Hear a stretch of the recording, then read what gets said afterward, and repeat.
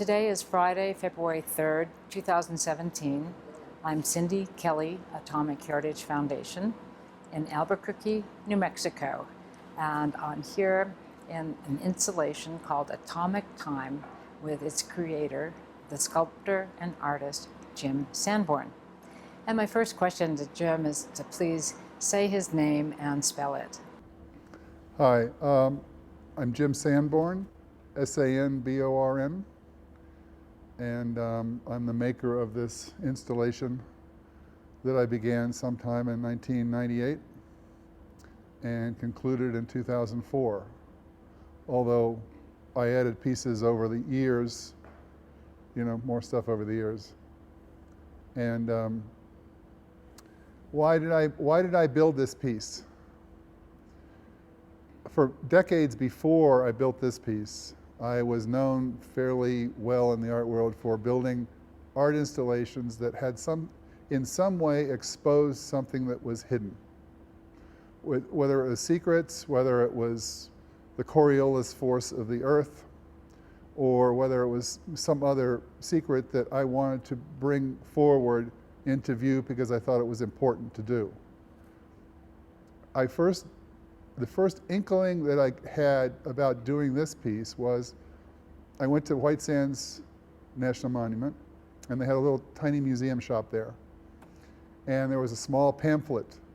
On the cover of the pamphlet, there was a detector for blast waves. And it was taped to a pole with what looked like duct tape. And so I really liked the informality of it. And so then I drove up to Los Alamos, reconnoitered, and then worked with several people who I more or less collaborated with. One was John Coster Mullen, and the other was, I guess it was Chris Hansen. Both of these people have voluminous notes, photos, records, all kinds of things about the project, whether they were records produced by the former Soviet Union, who co-opted some of these ideas, or whether they were FOIA request pieces. And so I took all this information and tried to make it three-dimensional. These guys mostly dealt with two dimensions. And being a sculptor, I had the ability, the technology, et cetera, to build something from scratch if I couldn't find it at Los Alamos. So in the beginning, I did as much as I possibly could to find pieces at Los Alamos by putting up little signs at retirement homes and coffee shops saying Manhattan era pieces requested. If you have anything and you're interested in having them shown in a museum, please give me a call. And so over time, and over 6 years of doing this, slowly but surely, people walked up out of their basements with objects that they had saved for all these years. Los Alamos had, on weekends, had a sale of scrap metal. And a lot of the physicists who were originally at Los Alamos stayed in Los Alamos, and they go out looking around scrap metal yards on weekends. And so they brought home objects that they recognized as possibly belonging to the Manhattan Project per se, or related things, prototypes, original prototypes, excuse me, original prototypes, spheres, large, thick aluminum pusher spheres were being used as bird baths, and lots of other objects I brought back to Washington, D.C. Then with the detailed records and voluminous material that John Coster Mullen and also Howard Moreland had, I started building what I thought was the closest replica to the original laboratory environment for the Manhattan Project. And that laboratory environment consisted of a whole series of tabletop experiments that tested blast wave design. They tested radioactivity, they tested health physics, they tested all kinds of things. And so I did everything I possibly could to recreate those things. No, I couldn't get plutonium and uranium and beryllium and all of the things that these pieces were really made out of, but I tried to use materials that were germane to the project. And so where they called for beryllium, I used graphite. And so I was able to find a lot of the original graphite bars at the black hole in Los Alamos. And so I collected a lot of that graphite material there. Then I had graphite pieces made that matched the pieces that were used in the tabletop experiments that were originally beryllium. And so that's how I started out building this piece. I first went to Los Alamos in the summer of 1998, and that's when I found that small pamphlet. The first exhibition of the piece that was at the Corcoran Museum was in 2004. Then the next year it went to the Gwangju Biennale in South Korea. Quite an undertaking for something this scale. And it showed there, and then it showed again at the Crawford Art Museum in Cork, Ireland. So it had 3 venues before it went back to my studio and sat for many years until it came here. Sure, I mean on this table there's a whole variety of interesting objects, at least I found them interesting. We have lead-lined gloves from Los Alamos that become quite stiffened with age, but these are the gloves that people wore when they were picking up fissile material. They didn't really do a whole lot, but it gave people some certain confidence that it was a little better than being directly radiated. On this table there are also blueprints from Los Alamos, many blueprints, mostly of the electronics that were designed at Los Alamos and by companies that were contracted by Los Alamos to build the original electronics. And I got this oak table because it really replicated the kinds of tables and chairs that were used at Los Alamos for computation and these kinds of things. The lamps are period pieces, and then there are these Marchant calculators. Now, before we had computers and that were more or less electronic, we had Marchant calculators. And Richard Feynman was the person in charge of these things. And so I found several of these. I found 6 or 7 of these, again, at the black hole. Knowing what importance they had, I collected them. And some of them actually still work if you plug them in. And these were actually used to calculate the yield of the first atomic blast. These tables were largely occupied by a group of women who did the calculations, and so say one group of people did a calculation up to a certain decimal point, then another person would take the calculation up to another decimal point, and so on until they were able to calculate these huge pressures and blast waves and radioactivity produced by the first bombs themselves. And these calculators were very finicky, and Feynman was continually complaining about they were down and being repaired more than actually they were being used, and they're notoriously finicky. And I found only one place in the United States where somebody could actually repair them, but I tried to get ones that were actually working. And so these guys are very historic objects. Interestingly, there's another piece over here, over there on the other side, which is indicative of the kinds of things that I obtained for this project. This is an oscilloscope. This is a Dumont oscilloscope, and these oscilloscopes were used exclusively at the lab in the 1940s. These were originally designed in the 1930s, and they lasted quite a while. And so this particular oscilloscope is in one of the photographs that I got from Los Alamos from the lab, and because it has property numbers on it that match the numbers that were in the photograph. So I found this again also at the black hole, And then, amazingly, it still operated and still works today. We don't have it plugged in, but it's these historic objects that I was very careful to try to choose so that in order to represent it as accurately as possible. Now, surrounding me here, there are some of these tabletop experiments. This is one tabletop experiment which was used for determining the critical mass of hydride cubes. And so instead of hydride cubes, I used graphite again. And this is a Geiger counter that would detect the radiation given off by these cubes. So these guys would, in a test, they would take these small cubes and they would continually, these are radioactive uranium hydride. And so they would continue to build small assemblies, critical assemblies. And they would continue adding these small blocks together until they achieved a great radioactive burst, and which meant that they had gotten very close to criticality. And so then this hydride cube assemblage would be surrounded by lead blocks. And interestingly, the lead blocks seemed to only protect from the waist down.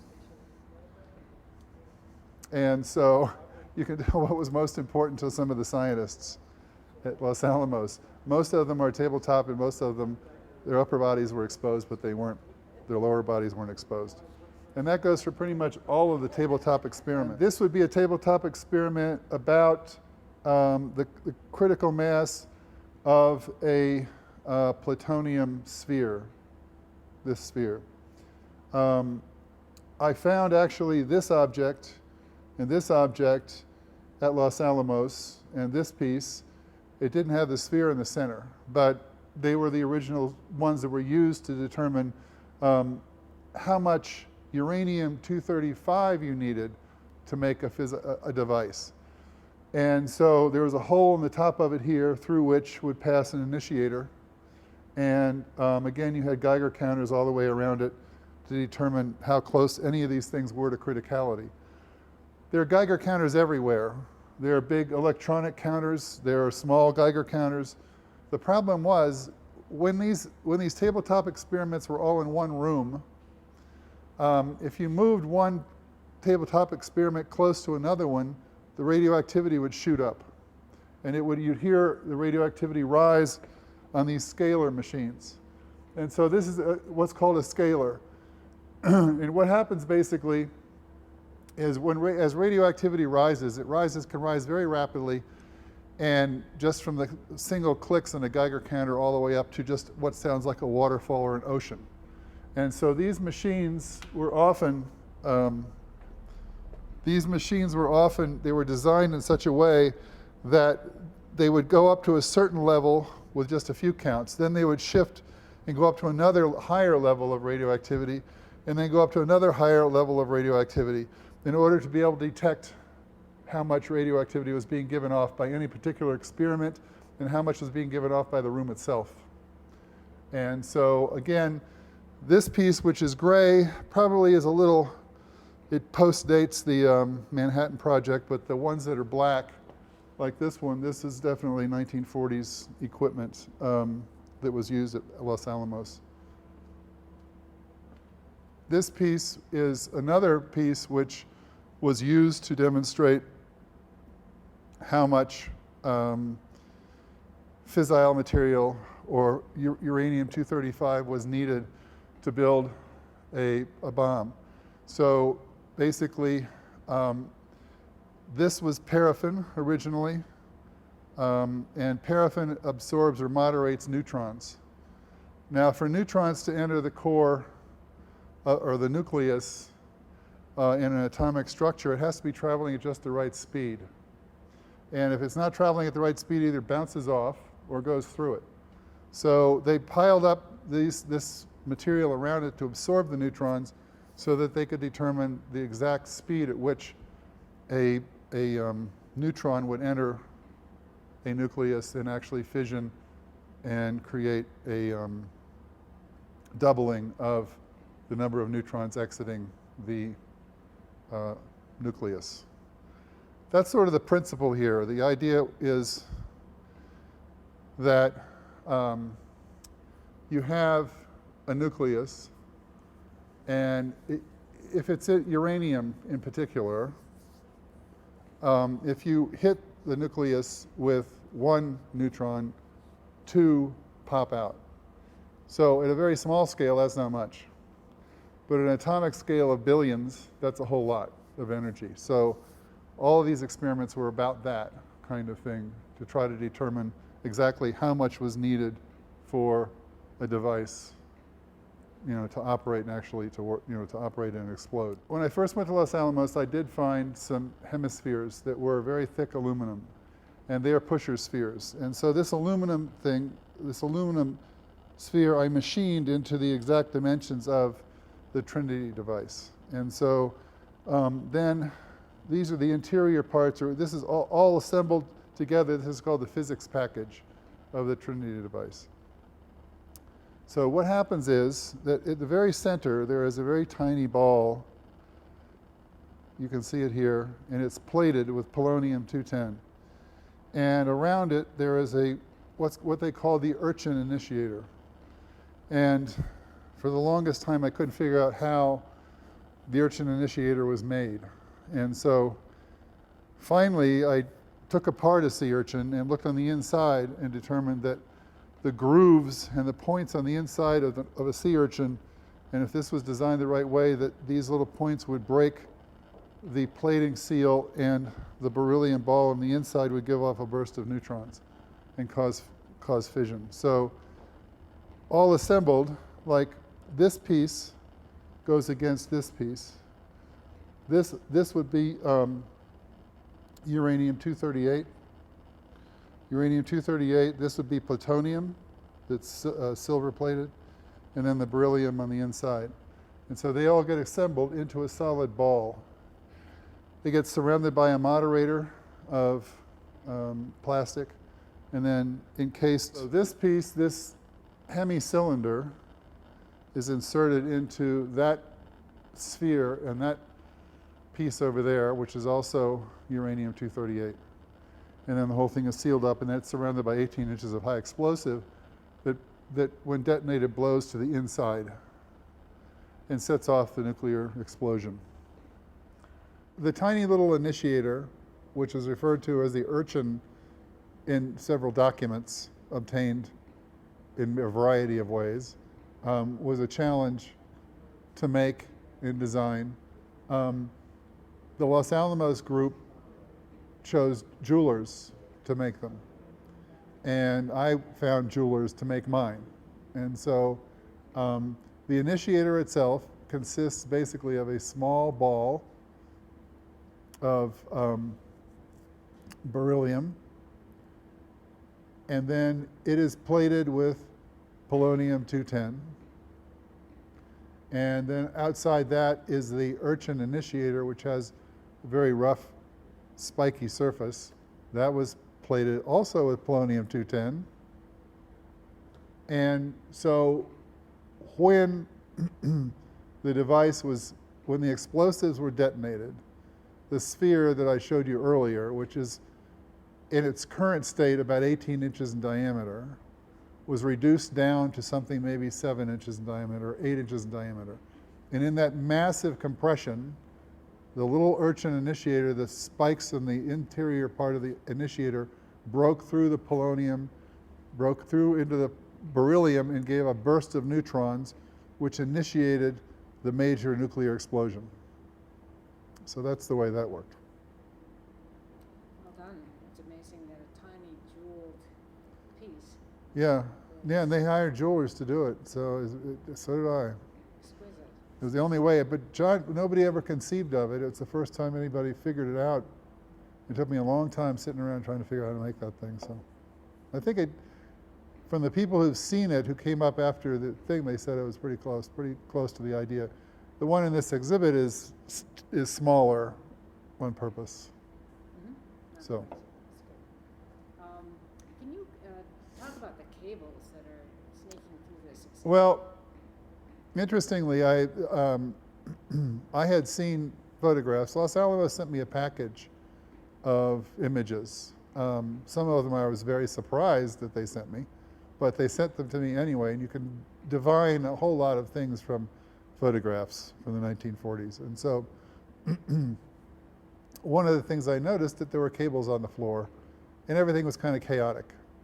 And so the cables in my installation sort of were reminiscent of Edvard Munch's painting of, what's the name of that painting? The Scream. So that seemed to go along with the whole thing, right? So I like the serpentine form of the cables, but interestingly, after the first installation at the Corcoran, one of the scientists came up to me who had worked in the lab and said, this is nothing. It was much more chaotic and much more crazy than this. So anyway, that's what the cables were about. And they also went into other rooms, and so you can see in this installation where the cables are going from this room that we see here into other rooms in other detectors and other places around the lab. And so, and you can see where they go through the wall right over there. And you might bring that in. Okay, next question. Great. How about talking about the chairs, these round stools? So the red wooden stools that were used extensively at the lab and happened to be the favorites of all the physicists because they look exactly like a nuclear explosion with a ring cloud around the base. You put your foot on the ring cloud that occurs when the blast happens, and then the mushroom top is an obvious metaphor for all of that. So these were favorites. And I was only able to find one original, I think, maybe 1.5. The others I had to make from scratch. And there are 3 in this installation.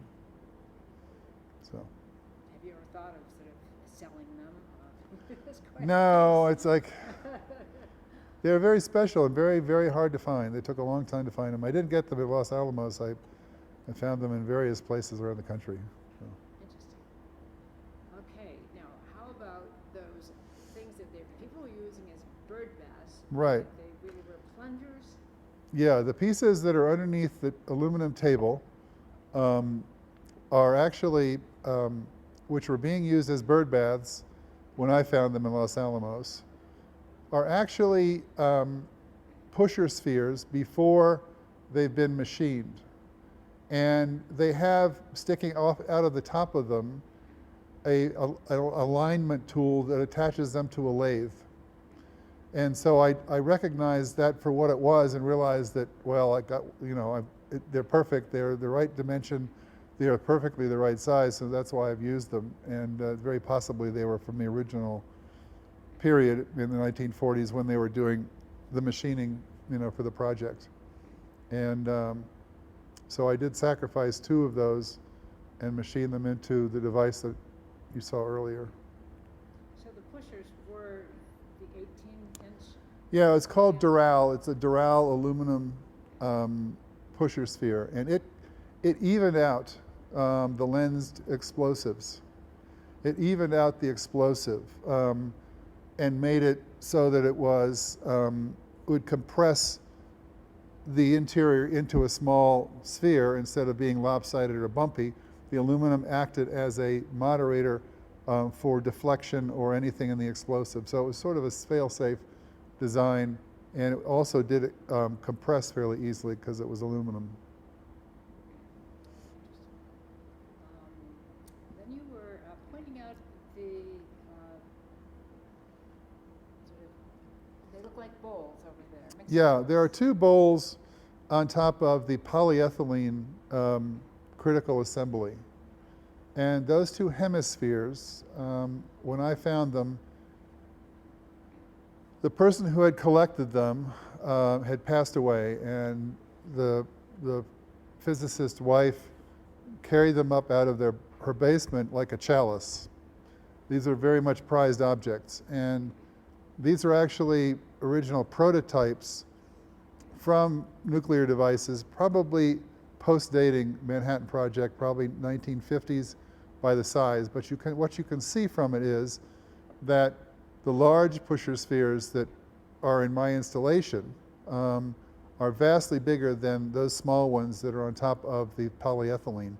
And polyethylene was also used as a moderator for neutrons as well. And so that little, the two small hemispheres fit together very precisely. Then inside that is a representation of a levitated core, which was a later design than the design that I did using the large pusher spheres. One of the most famous or infamous accidents that occurred at Los Alamos was the Slotin Accident. And basically most of these devices that were designed at Los Alamos were spherical in nature, and they were like nesting spheres, like those little Russian eggs.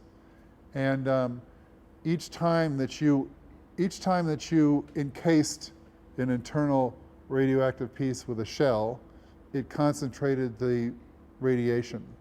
And so behind me here is a hemisphere that's very similar to the Slotin hemisphere. And so it was this kind of polished sphere, and most of these experiments, which are called tickling the dragon's tail, because for obvious reasons, because they were very dangerous experiments. Basically, Louis Slotin had supported one of the hemispheres on a screwdriver, and it slipped off. And when the hemisphere went down on top of the highly radioactive interior core, it created a burst of Cherenkov radiation and very deadly radiation that ultimately killed Louis Slotin. And it was one of the, it's kind of like the Challenger disaster for the space program. It was for Los Alamos, and it was very difficult, and but it made everybody even more aware of the problems and the dangers that they were dealing with. In doing this installation, there were several reasons I did the installation the way that I did it and when I did it, and partly it was because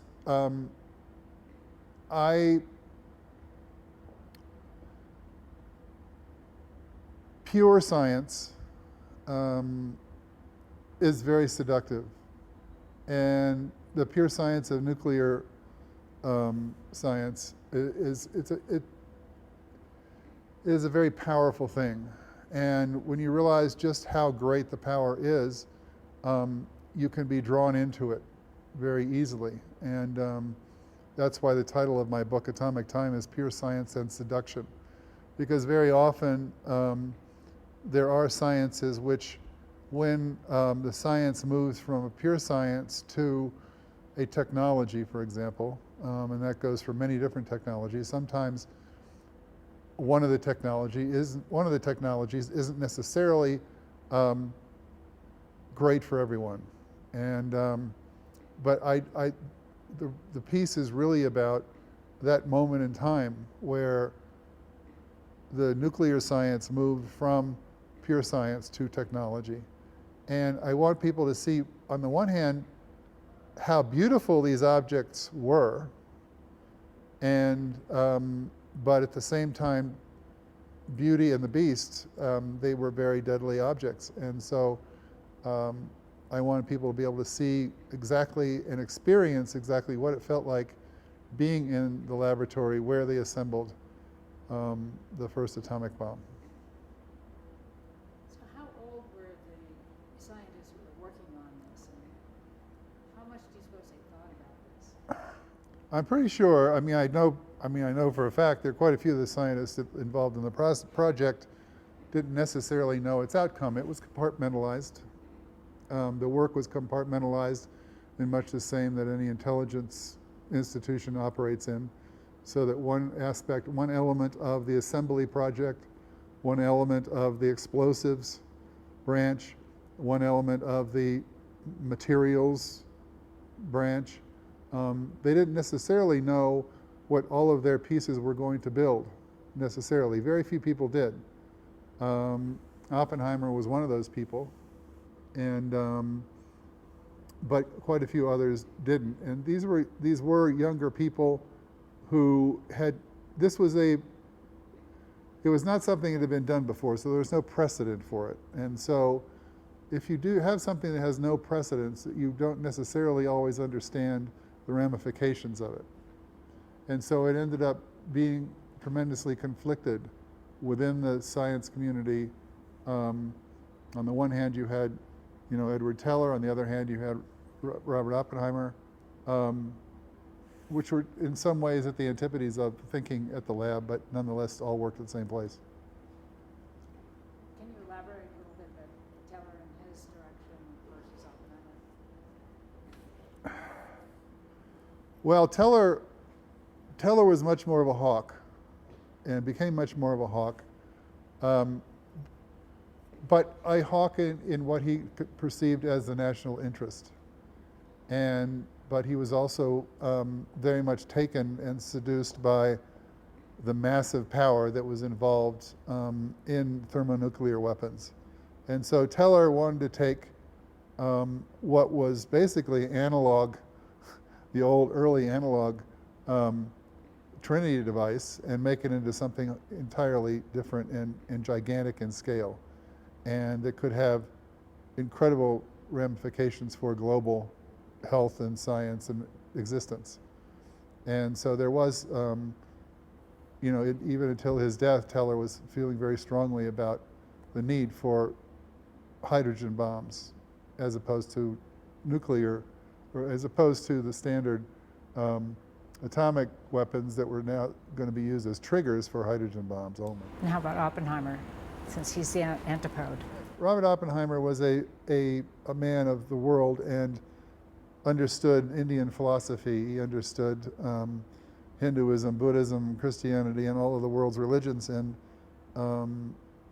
when he saw the detonation of the bomb of the Trinity device, I believe it was he that says, "I have become death." And that brought in some of the world's great religions into the whole discussion. And he felt very strongly about that his whole life. Well, you also might notice that underneath the critical assembly tables, there are these large cylindrical shiny objects. And if you have ever gone into an automobile shop where they raise cars up with a hydraulic piston, the guys in the lab discerned that was a great way to robotically, one of the first robotic things that they did at Los Alamos, raise and lower highly radioactive substances into and out of the criticality experiments. And so on actually the table that has the top half of the Trinity device, you can see there's a plug that was pushed up inside robotically, just probably with a handle like you have in an automobile shop. But they had several of these around the lab, and so I've tried to recreate that idea, but it was really a brilliant way of, and then they could lower them down below the surface of the ground and have the radioactivity be nil, and then they could bring them back up when they needed it. So they're very useful. This is deuterium gas, which is interestingly one of the major components of a hydrogen bomb. And I just happened to find that cylinder, so I just thought it was germane. So I brought it in here as a prop, more or less. It doesn't necessarily go with this particular piece, but I thought it was interesting to have it there. Deuterium is used for a variety of things. Soon after I did this installation, I did another project, another 5 or 6 year project, in which I recreated the machine that did the first fission of uranium in the United States, and it was done at the Carnegie Institution. And so I recreated that machine and fissioned uranium in my studio using that machine. And when I first went out to the Carnegie Institution, I went into the building where that particle accelerator still sits, and went down into the basement. And when that experiment took place, many of the top scientists, Fermi and many others, were in the basement to watch the event happen. Well, I went into that building in 2007, and there was a little box on the wall, a little wooden box on the wall, and it had a little door, And so everywhere I went, I always took my Geiger counter. And so I noticed that when I went into that room, my Geiger counter spiked. And so I went over to that. The closer I got to that little box on the wall, the higher the readings got. And so I opened the door, and lo and behold, it was full of highly volatile, incredibly explosive radioactive chemicals, including a large box of, it said polonium-210 on it. Now, polonium-210, it has a very short half-life, so at this point in time, many 50 years later, 60 years later, it wouldn't have any radioactivity, but the rest of it was highly volatile. And I thought that was an interesting, that nobody wanted to touch it since the 1940s. They put it up on the wall, and everybody forgot about it. And so it was interesting. Did you mention it to them? They brought people in with moon suits the next week, and they removed all of it.